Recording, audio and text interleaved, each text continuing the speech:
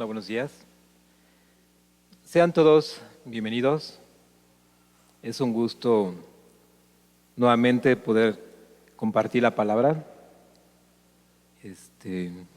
Dios ha sido bueno con cada uno de nosotros, que nos ha dado esa dicha, ese privilegio de poder escuchar su palabra. El día de hoy, nuestra enseñanza es acerca de la misericordia de Dios que se renueva cada mañana. Nuestro hermano Pepe temprano nos compartió un pasaje de cómo Dios tiene misericordia. Y en este día vamos a hablar precisamente de esto. Quiero invitarte a que juntos hagamos una oración pidiendo de la ayuda a nuestro Señor.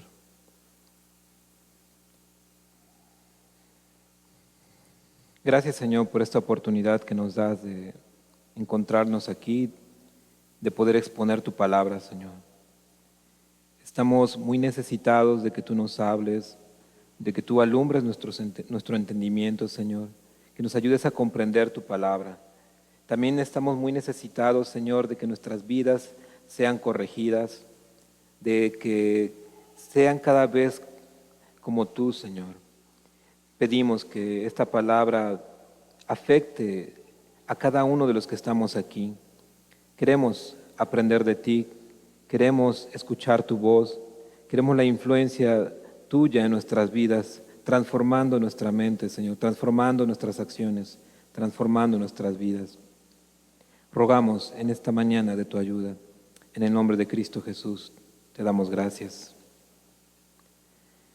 El pasaje que estaremos estudiando se encuentra en el libro de Lamentaciones, en el capítulo 3, versos 22 a 23. Si gustan acompañarme de favor. El libro de Lamentaciones, capítulo 3, versículo 22 a 23. Y dice de la siguiente manera, bueno, está en el Antiguo Testamento, los que no lo han encontrado. Lamentaciones, capítulo 3. Bien, dice de la siguiente manera: por la misericordia de Jehová no hemos sido consumidos, porque nunca decayeron sus misericordias. Nuevas son cada mañana, grande es tu fidelidad. Creo que muchos de los que hemos tenido la oportunidad de leer las Escrituras, hemos leído al menos una vez este pasaje. Creo que la mayoría lo conocemos. Y creo que nos pueden venir ideas al respecto de qué significan.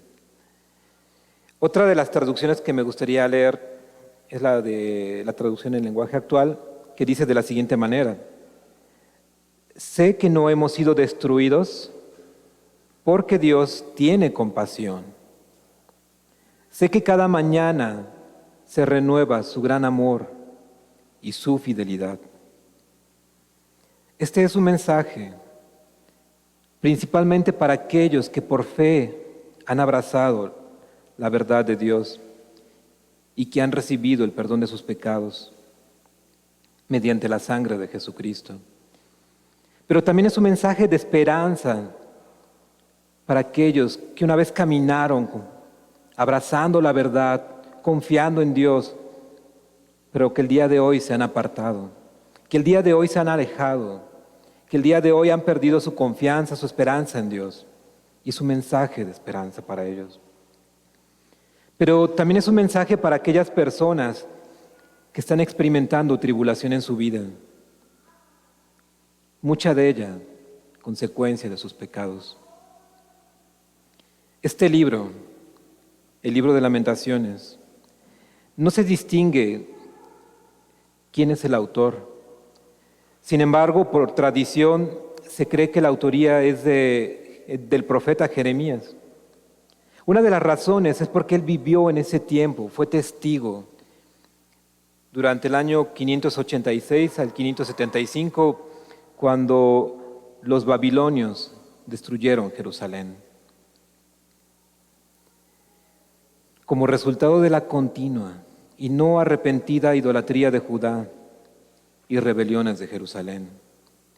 De esa manera, pues Dios permitió que los babilonios asediaran, despojaran, destruyeran y quemaran la ciudad de Jerusalén. Ese precioso templo construido por Salomón fue destruido, fue quemado hasta sus cimientos. Este libro de Lamentaciones está formado por 5 elegías, es decir, 5 poemas de lamentaciones. Cada capítulo es un poema de lamentación. Y quiero compartirte un poquito, de manera muy general, de qué habla cada uno de estos capítulos. El primer capítulo es un cántico de una ciudad que está enlutada y está dividido en 4 partes. La primera parte habla de la aflicción de la ciudad. Está presentando al pueblo de Dios como una mujer que ha sido despojada de su esposo y de sus hijos, que ha quedado completamente sola. Jerusalén era populosa y de renombre entre las naciones, pero en ese momento había quedado vacía. Sus hijos estaban en cautiverio. Lloraba toda la noche, no tenía descanso, no había quien la pudiera consolar. Desapareció toda su hermosura. Y yo creo que mientras nosotros vamos viendo de qué trata el libro de Lamentaciones, muchos nos vamos a poder sentir identificados con lo que está escrito en este libro. La vida espiritual se detuvo con la destrucción de su templo. Los caminos quedaron vacíos y no hubo quien adorara en las fiestas solemnes. La construcción del templo es algo muy representativo para los judíos, para el pueblo de Dios. La segunda parte del primer capítulo habla de la perversidad de la ciudad. El pecado de Judá, de Israel, no fue un pecado superficial, fue un pecado atroz, fue terrible, fue perverso, fue repulsivo. Se corrompió de una manera sorprendente. Obedeció a cada una de sus pasiones desenfrenadas. Se olvidó de la vida futura para vivir la presente según sus deseos pecaminosos. La tercera parte trata de la súplica de la ciudad. Y en el verso 18 del primer capítulo está expresando la siguiente súplica: oíd ahora, pueblos todos, y ved mi dolor, ved mi angustia, ve mi quebranto, ve mi tristeza. Si siendo el pueblo escogido de Dios, Dios los angustió de esa forma, ¿qué podrían esperar el resto de las naciones que no son el pueblo escogido de Dios? Si Dios los trató de esa manera, su especial tesoro. La cuarta parte del primer capítulo habla de la oración de la ciudad. En esta oración, ellos reconocen que se encuentran muy atribulados, muy desdichados, muy dolidos por cuanto se rebelaron en gran manera. Y aceptaban que el castigo que estaban recibiendo era un castigo justo. No le estaban reclamando a Dios, pero ¿por qué me está sucediendo esto? ¿Por qué mis hijos han sido llevados en cautiverio? ¿Por qué hay hambre? ¿Por qué hay sed? ¿Por qué los enemigos han tomado nuestras ciudades? No vemos ningún reclamo del pueblo. Aceptaban que su castigo era justo. En esta oración también reconocen que llegaría el día en que Dios juzgará de la misma manera a todas las naciones. El segundo capítulo habla del cántico de un pueblo quebrantado. Este capítulo está dividido en 3 partes. La primera parte continúa con el tema del primer poema, la lamentación sobre la ciudad de Jerusalén, incluyendo a Israel y especialmente a Judá. La primera parte es acerca del antagonista del pueblo. Y el escritor, quien está siendo testigo de la destrucción, describe que el trato que está recibiendo la nación de Israel es como el de un enemigo que está en contra. Y contrasta mucho con ese continuo amor de Dios, como ese Dios amoroso, como ese Dios misericordioso trata a manera de un enemigo a su pueblo. Y se nota un fuerte contraste en esto. La segunda parte es acerca de la angustia del pueblo.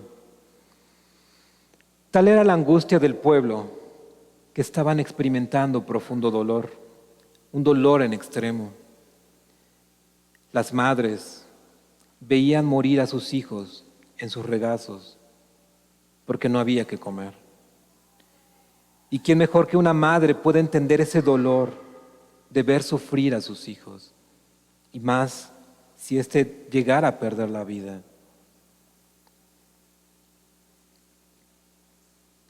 La tercera parte habla de la respuesta del pueblo, porque tenía que haber una respuesta por ese trato que estaban recibiendo.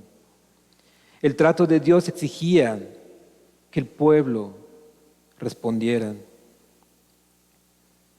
Tenía como propósito quebrantar sus corazones por haber abandonado a Dios y por haber desobedecido sus mandamientos. El tercer capítulo es acerca del cántico de un profeta sufriente. Este poema es la forma en que el autor experimentó toda esta angustia, todo este dolor. Está dividido en 5 partes. Y la primera parte es un clamor de desesperación, donde Jeremías expresa que sus fuerzas perecieron, que su esperanza se terminó. No me imagino en verdad cómo se pudiera estar sintiendo el profeta Jeremías en ese momento, al grado que dice, ya no hay esperanza. Y algo asombroso pasó más adelante, después de que Jeremías cayó en esa angustia, en esa desesperación, hubo una confesión de fe. Recordó que Dios no menosprecia al quebrantado y al humilde de corazón, y que en Dios siempre hay esperanza. Y me hace recordar a hombres tan piadosos, hombres tan santos, como es el caso de Elías, un hombre que con el poder de Dios hizo muchos milagros, un hombre que compartía la palabra con poder, y después de que empezaron a matar a muchos profetas por manos de Jezabel, él sintió terror, sintió temor.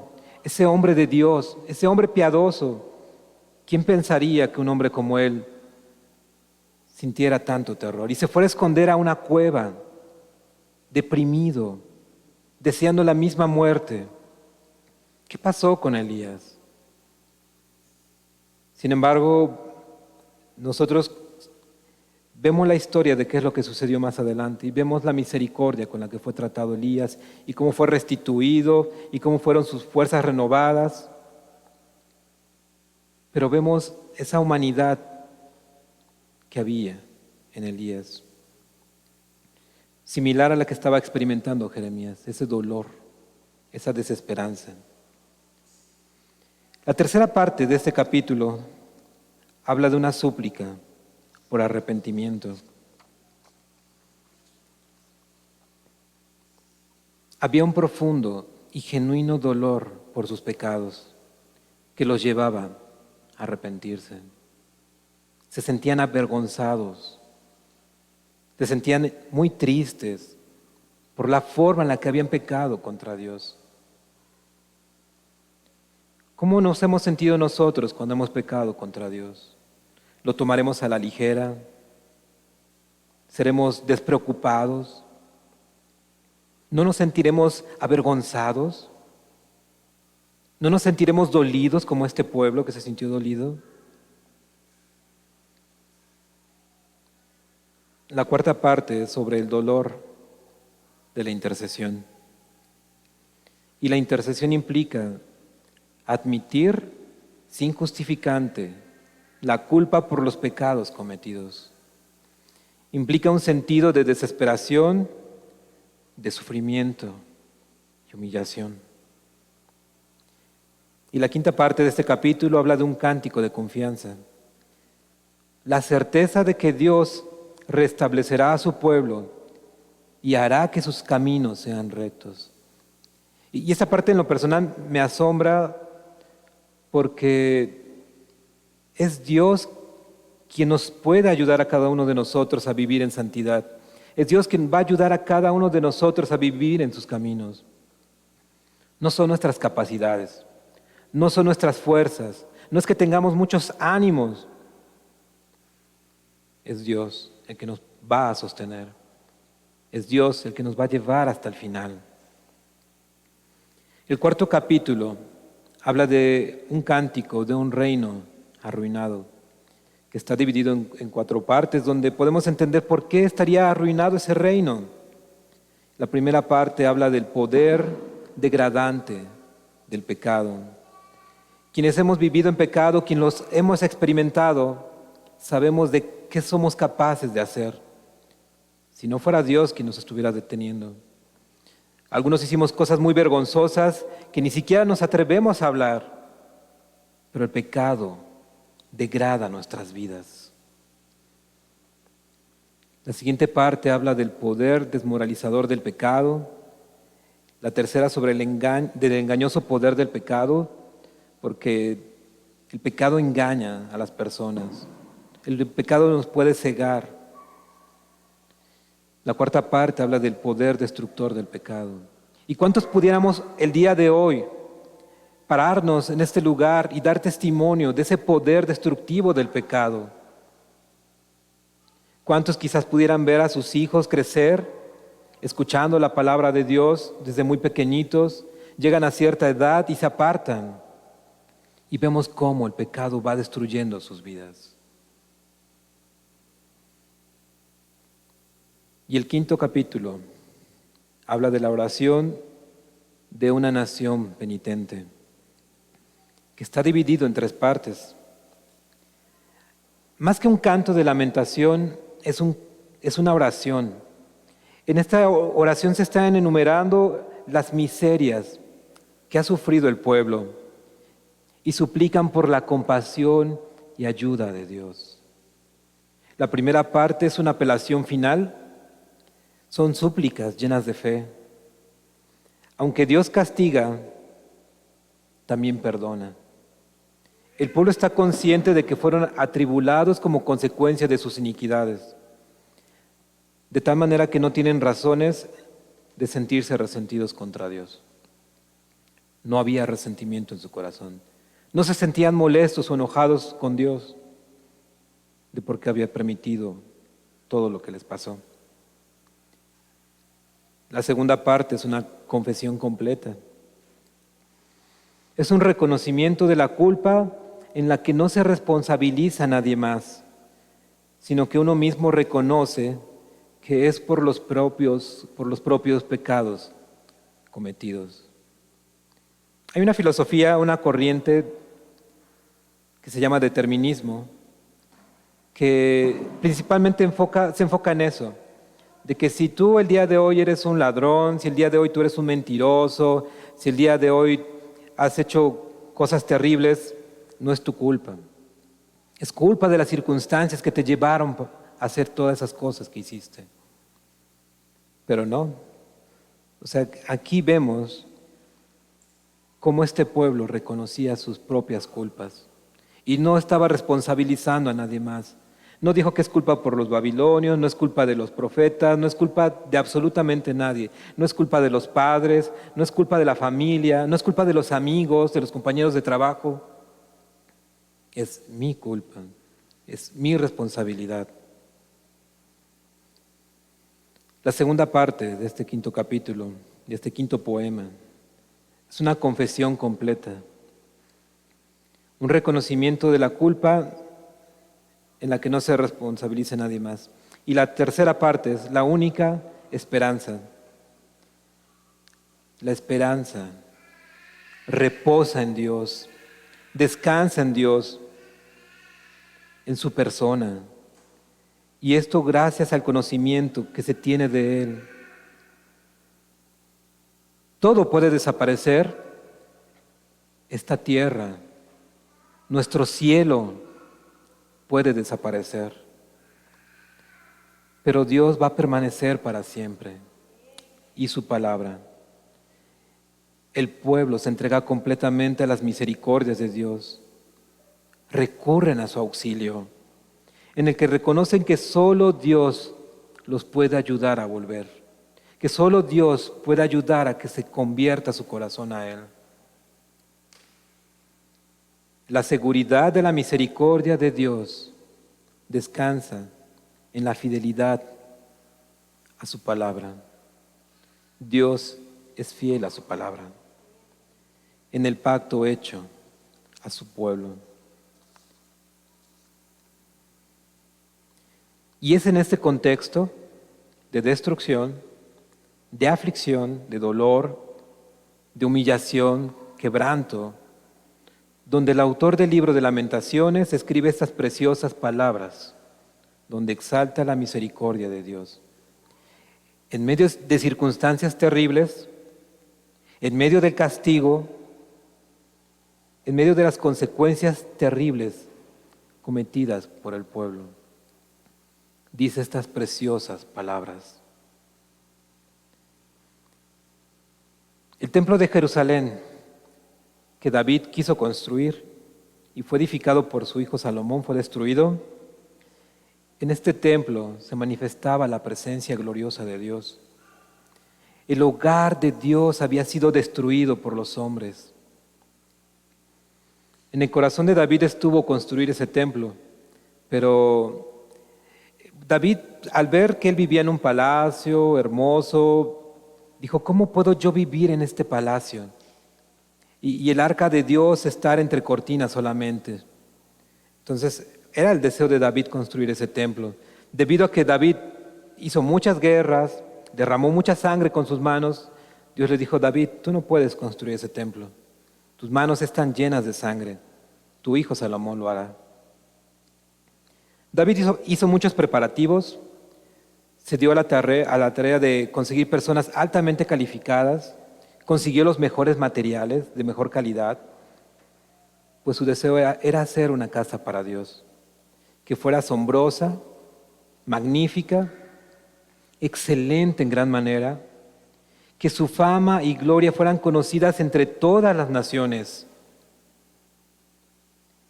No sería un templo cualquiera, no sería ordinario, no era la edificación de una morada para un hombre, era la edificación de la morada de Dios.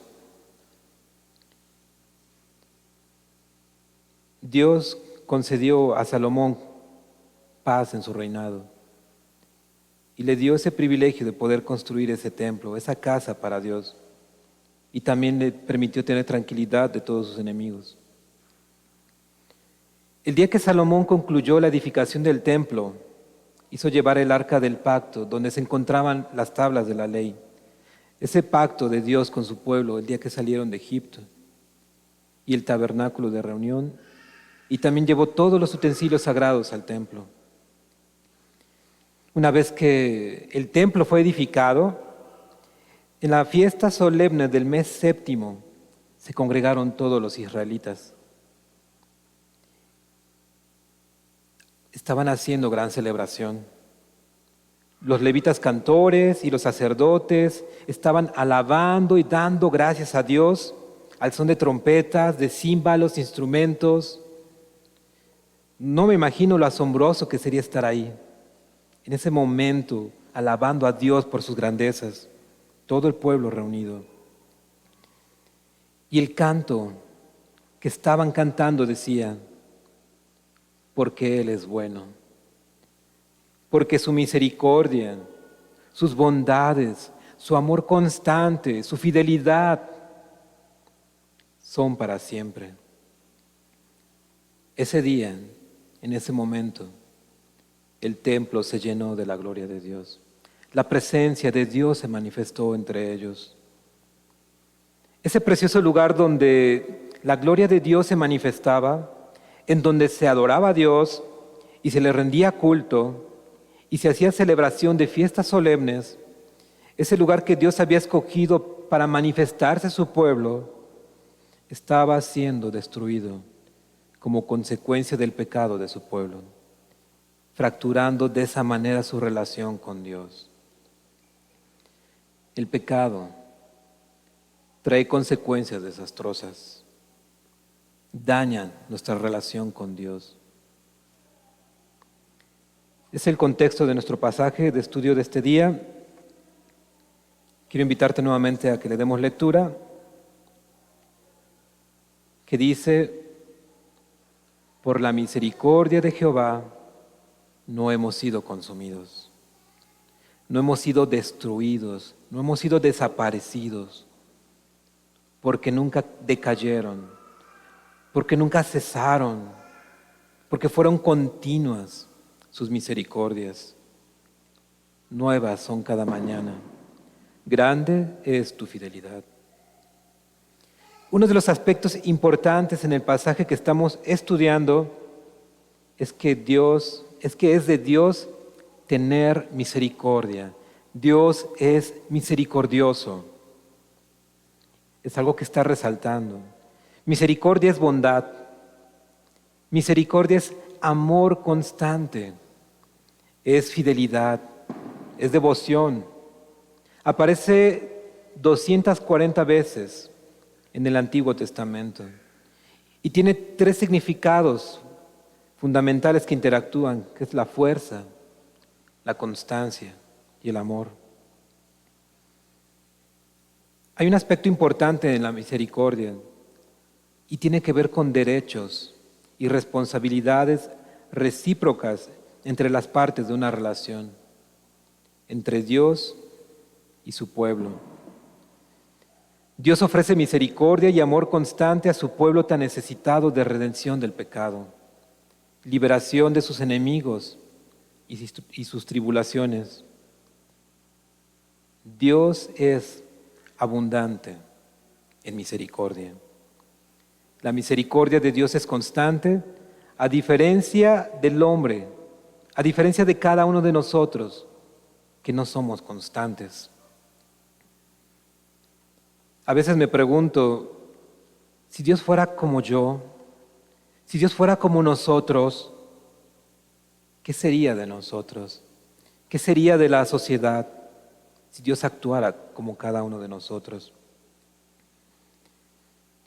Recuerdo a los hijos del trueno, hijos de Zebedeo, Jacobo y Juan. Jesús envió a unas personas a Samaria para que hicieran preparativos y no quisieron recibir a Jesús. Entonces Jacobo y Juan se molestaron y le dijeron a Jesús: Señor Jesús, podemos pedir que caiga fuego del cielo y que los consuma. Y es así que me hace pensar en mí, cómo yo actuaría. ¿Sería yo misericordioso? Pero vemos hombres como Jacobo y Juan siendo duros. ¿Cuántos no nos sentiremos algo o demasiado identificados con ellos dos? Que si pudiéramos pedir fuego del cielo, quizás lo haríamos, para que fueran consumidas ciertas personas.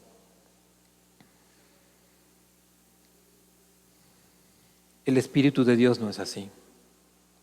No es como el de nosotros, el de los hombres. Y quiero invitarte a que me acompañes a buscar un pasaje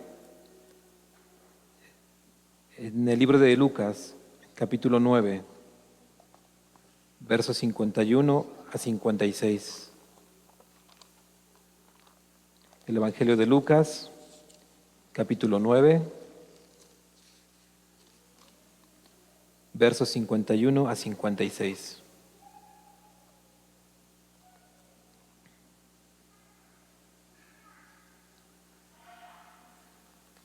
Cuando se cumplió el tiempo en que él había de ser recibido arriba, afirmó su rostro para ir a Jerusalén. Y envió mensajeros delante de él, los cuales fueron y entraron en una aldea de los samaritanos para hacerle preparativos. Mas no le recibieron, porque su aspecto era como de ir a Jerusalén. Viendo esto, sus discípulos, Jacobo y Juan, dijeron: Señor, ¿quieres que mandemos que descienda fuego del cielo como hizo Elías y los consuma? Entonces Jesús, volviéndose él, los reprendió, diciendo: Vosotros no sabéis de qué espíritu sois, porque el Hijo del Hombre no ha venido para perder las almas de los hombres, sino para salvarlas. Y se fueron a otra aldea. Vemos un espíritu distinto de nuestro Señor. Vemos que tiene intenciones puras, santas. La misericordia de Dios se ejerce de una forma especial y principalmente por aquellos que son sus hijos. Dios tiene un amor especial y comprometido, pues Él es un Dios de pactos. La misericordia de Dios también le permite ser bondadoso aún con aquellos hijos suyos que le hayan sido infieles, sin dejar a un lado su justicia. La misericordia indica involucramiento y compromiso personal en una relación que sobrepasa los límites de la ley. De tal manera que Dios puede ser justo y misericordioso a la vez.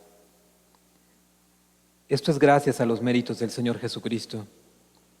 Él puede ser justo y misericordioso por su obra redentora, en la que justifica por la fe a quien cree en Jesús. Una ocasión David pecó, enviando a Joab a levantar un censo por todo el pueblo. Y esto desagradó a Dios, y Dios hirió al pueblo. David reconoció que había pecado gravemente en esta ocasión contra Dios, y Dios le dio a escoger a David la forma en la que sería castigado. Le dijo: 3 años de hambre, 3 meses de derrotas por manos de sus enemigos, o 3 días, la espada de Jehová, a través de peste y destrucción. David se sintió muy angustiado. Hizo saber al Señor que eran mejor 3 días de castigo con la espada de Dios que caer en manos de los hombres. ¿Por qué? Porque David sabía que la misericordia de Dios es abundante.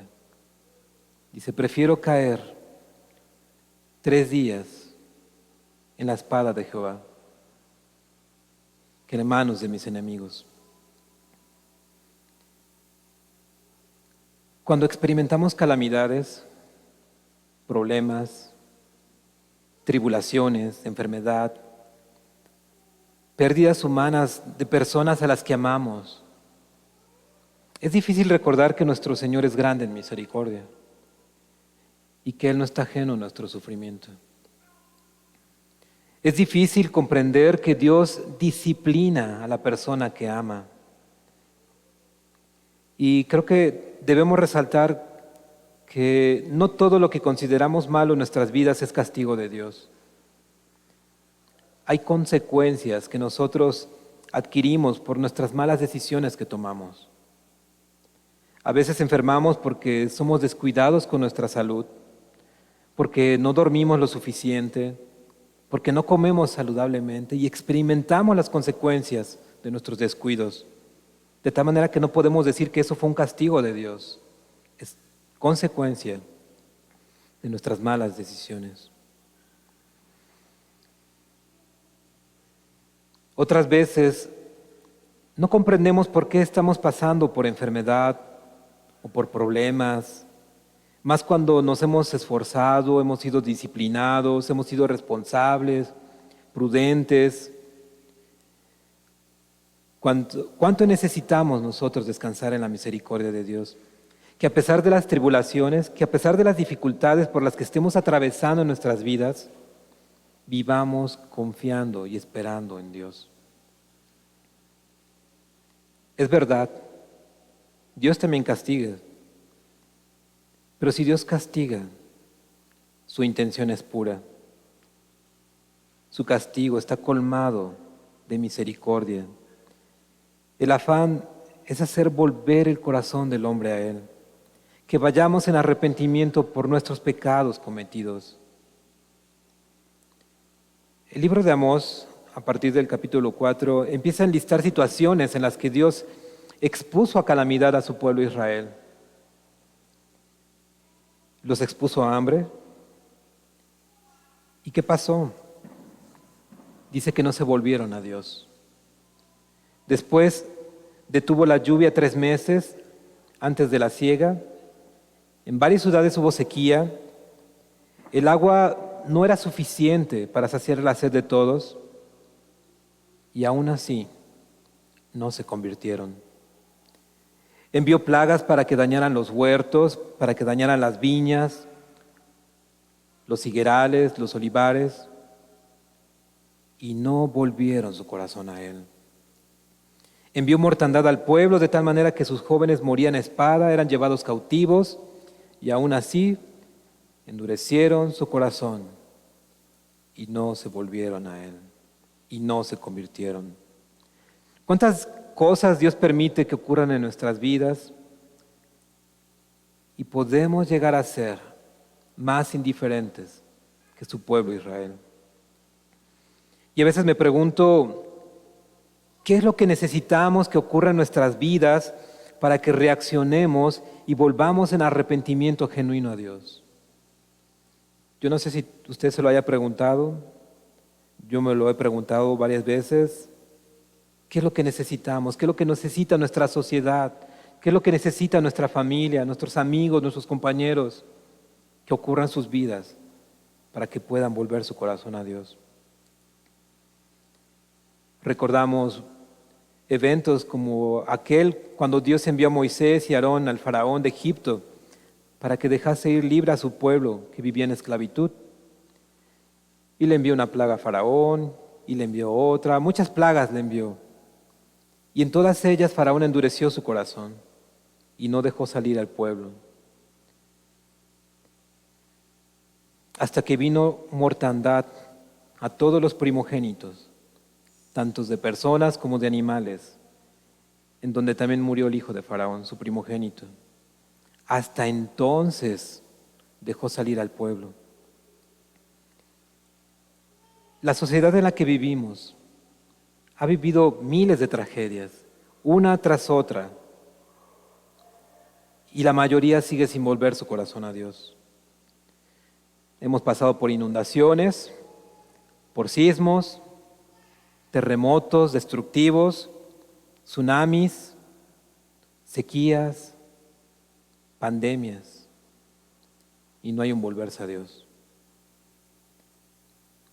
¿Qué es lo que necesitamos para que haya un arrepentimiento genuino en nuestra sociedad? Si alguno no se ha arrepentido, si alguno no ha vuelto su corazón a Dios, podrías preguntarte, ¿qué necesito que ocurra en mi vida para que en mí haya ese volverse a Dios en arrepentimiento? Y cada día la sociedad se corrompe más y más. Yo no sé si usted se ha dado cuenta de esa corrupción. O ya nos vamos amoldando, nos vamos acostumbrando, nos vamos formando parte de la sociedad y ya no vemos de la manera en la que se está corrompiendo. Cada día la sociedad es tratada por tragedias. Temporalmente somos sensibilizados. Hay un volverse temporal a Dios. Pero pasada la aflicción, se olvida que hay un Dios y se olvida de sus misericordias. ¿Cuántas más tragedias ocupa nuestra sociedad para volver sus corazones a Dios? Y cada día la sociedad aborrece más a Dios, y cada día es más indiferente ante las muestras de su misericordia. Y no ven que el Señor hace salir su sol sobre buenos y malos, y hace caer su lluvia sobre buenos y malos, y aún permite que la tierra sea fértil y abunde el alimento.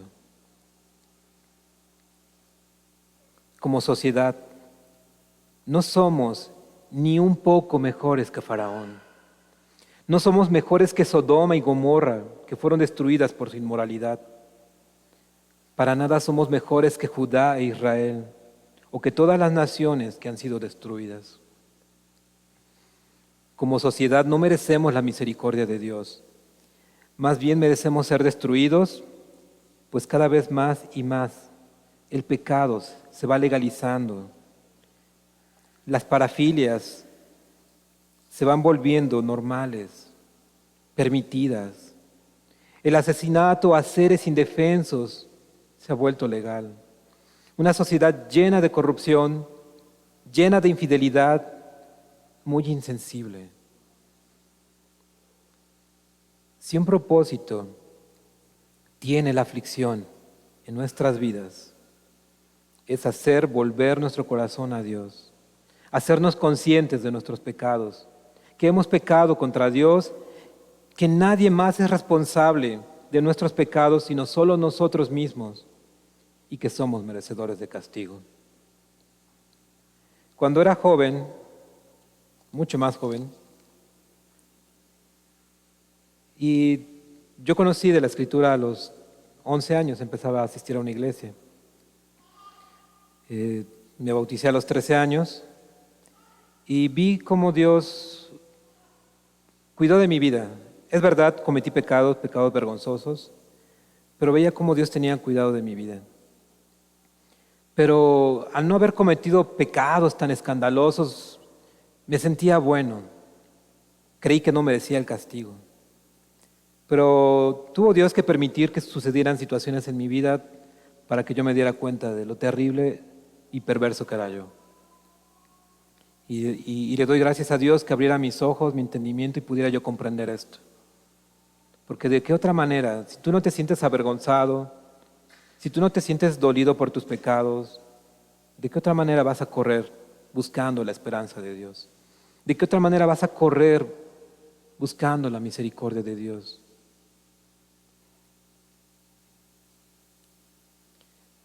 Bien dice el pasaje que por las misericordias del Señor no hemos sido consumidos. Lo apropiado en tiempos de angustia es lamentarse. Como consecuencia debe producir tristeza, dolor, arrepentimiento. En medio de la trágica destrucción, la esperanza de salvación es uno de los temas que se hace notar en este libro de Lamentaciones. Dios es un Dios de esperanza, es un Dios de pactos. Y si no has hecho un pacto con Dios, tú puedes hacer un pacto el día de hoy y no esperar que pase más tiempo, porque en Él hay esperanza, en Él hay salvación. Muchos son los pasajes que hablan acerca de la misericordia de Dios. Uno de ellos lo podemos encontrar nosotros en el Salmos, en capítulo 130. Si gustan acompañarme, el libro de los Salmos, capítulo 130.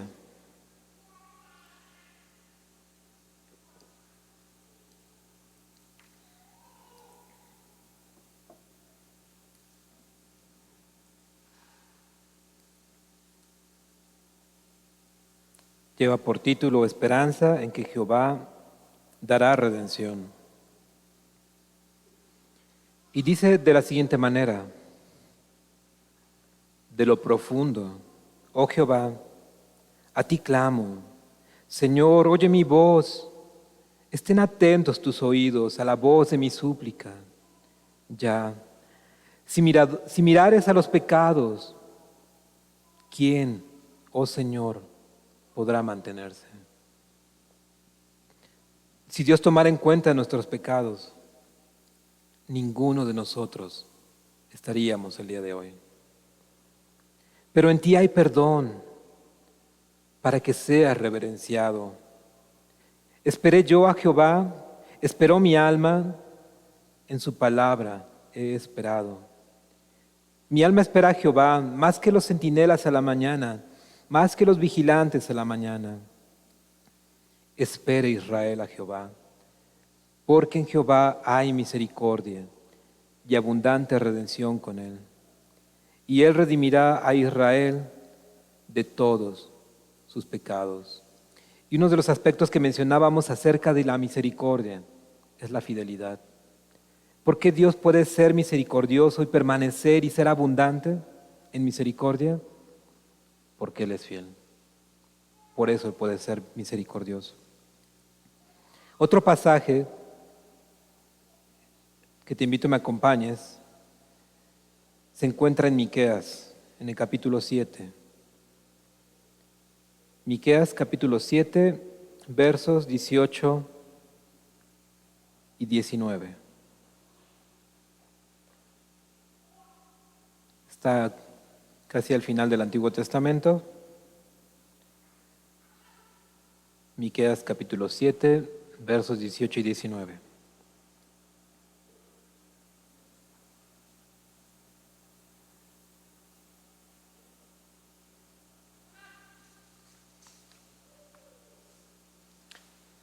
Dice de la siguiente manera: ¿qué Dios como tú, que perdona la maldad y olvida el pecado del remanente de su heredad? No retuvo para siempre su enojo, porque se deleita en misericordia. Él volverá a tener misericordia de nosotros, sepultará nuestras iniquidades y echará en lo profundo del mar todos nuestros pecados.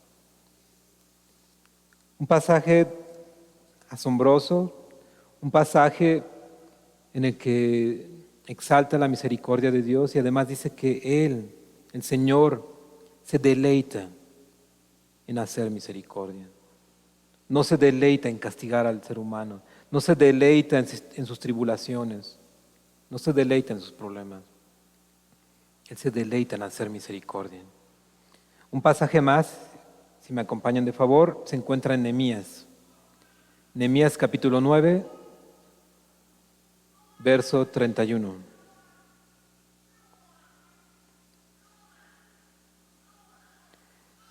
Nehemías capítulo 9, verso 31.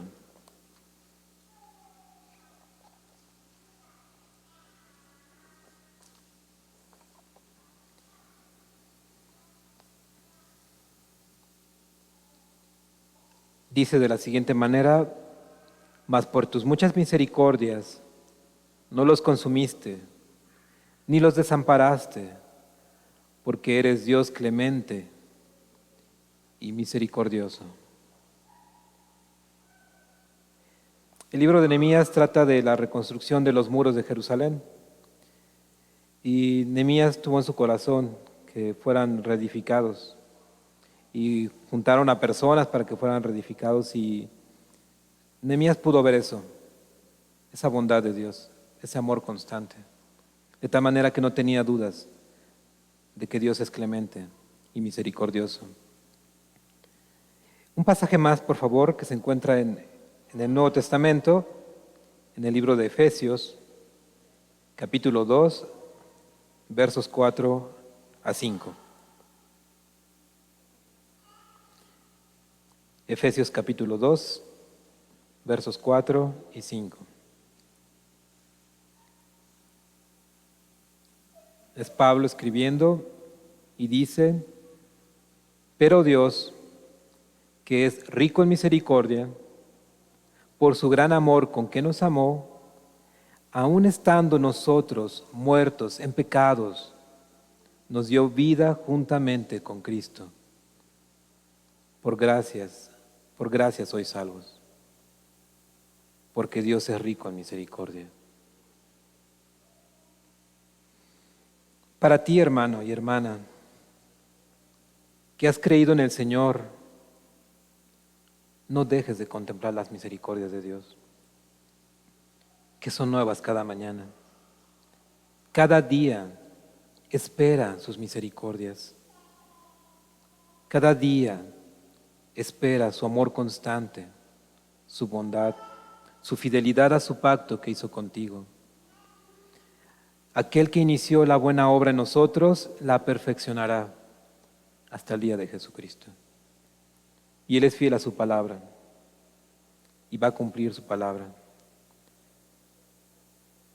Y usted, amada persona, que vives ajena a Dios, que vives indiferente a su misericordia, debes escuchar, debes contemplar la tribulación y el castigo al que fue sometido el pueblo amado de Dios, de cómo lo afligió, como si de un enemigo suyo se tratara. Oye el clamor de su pueblo, que expresa a través del libro de Lamentaciones y dice: oíd ahora, pueblos todos, y ved mi dolor. No para que sientas compasión por el sufrimiento del pueblo de Israel, sino para que seas advertido, que si Dios trató así al pueblo de su pacto, ¿qué no será con aquellos que no lo son? Y por último, si me acompañan, en el libro de Isaías, capítulo 55, verso 7.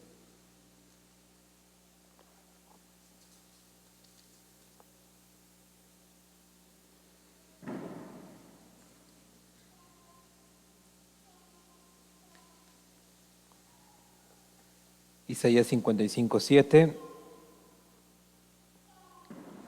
dice de la siguiente manera: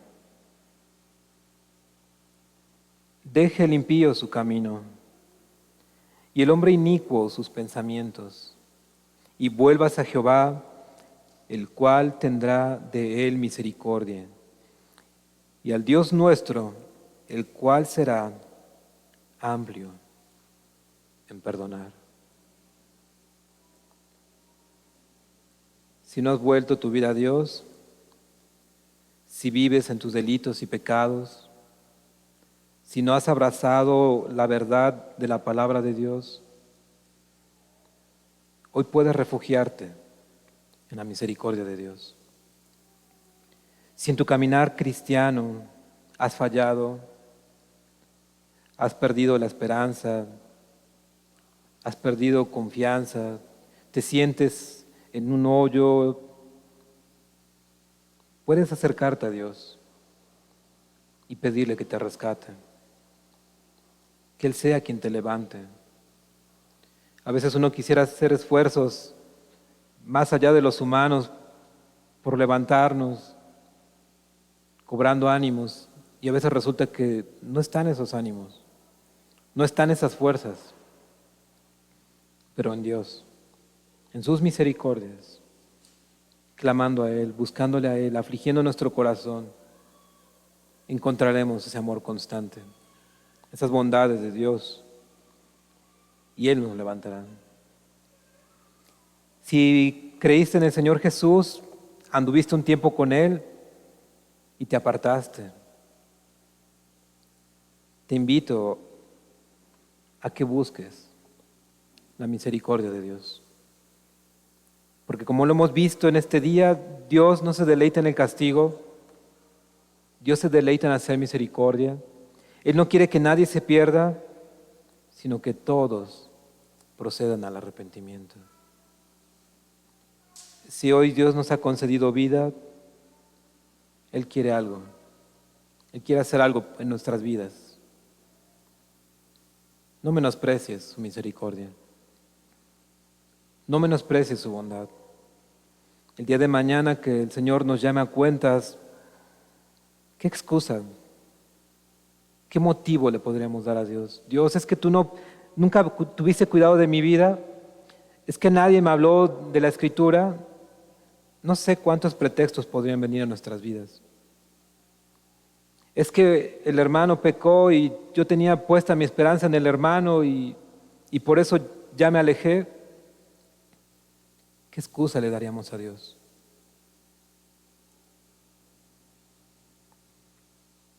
Te invito a que oremos.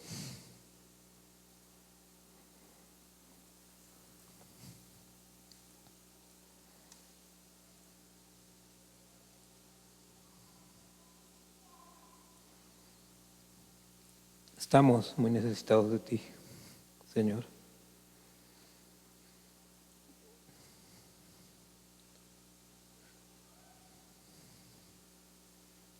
Tú conoces cada uno de nosotros, nuestro corazón. Tú sabes el dolor por el que puedan estar pasando muchos, los problemas. Creemos y confiamos en ti, Señor, que tú eres bueno, que tú eres misericordioso y que aunque muchas veces no pudiéramos entender por qué permites que sucedan las cosas, lo único que nos consuela es que tú eres bueno, Señor. Y queremos refugiarnos en ti y queremos tener puesta nuestra esperanza en ti. Es verdad, Señor, que como humanos nos sentimos limitados para poder expresar tu palabra, para poderla comprender, pero rogamos que vengas tú, Señor, con tu Espíritu Santo a revelar más de tu amor, más de tu misericordia, más de tu bondad, Señor. Rogamos que aquellos que alguna vez caminaron y se apartaron puedan escuchar tu voz y puedan, Señor, ir hacia ti y puedan buscar ser restituidos y puedan abrazar tu palabra, el pacto. Rogamos por aquellas personas que aún viven en sus pecados, que viven indiferentes a ti, Señor, que sigas teniendo de ellos misericordia. Y es verdad, Señor, somos inexcusables delante de ti. No hay algo bueno que pudiéramos nosotros presentar para que tú tengas compasión de nosotros, pero nos refugiamos en tus bondades, en tu Hijo Jesucristo, que dio su vida en la cruz para pagar cada uno de nuestros pecados. Ven a dar fortaleza a nuestros hermanos que están pasando por tribulación, que están pasando por problemas económicos, que están pasando por enfermedad, Señor.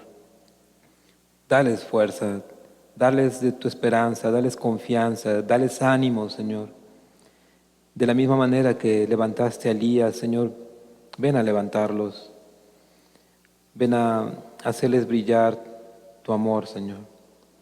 Agradecemos que nos diste la oportunidad en esta mañana, en esta tarde, de poder escudriñar un poco tu palabra. Permite que quede sembrada en nuestro corazón.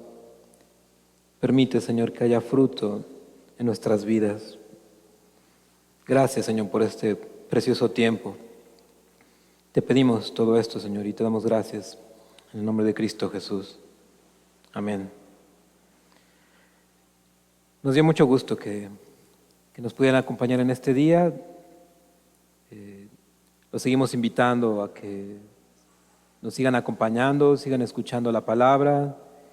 Si te ha bendecido el mensaje, te invitamos a que lo compartas con otras personas. Queremos que muchas otras personas más escuchen del Evangelio, del amor de Dios. Pronto iniciaremos a estudiar el libro de los Hechos. No será el próximo domingo, pero estamos haciendo preparativos, estamos organizándonos para poder ya comenzar con nuestro estudio del libro de los Hechos. Y les deseo que tengan excelente tarde y que el Señor los bendiga. Estamos para servirles y si en algo les podemos ayudar. Hasta luego.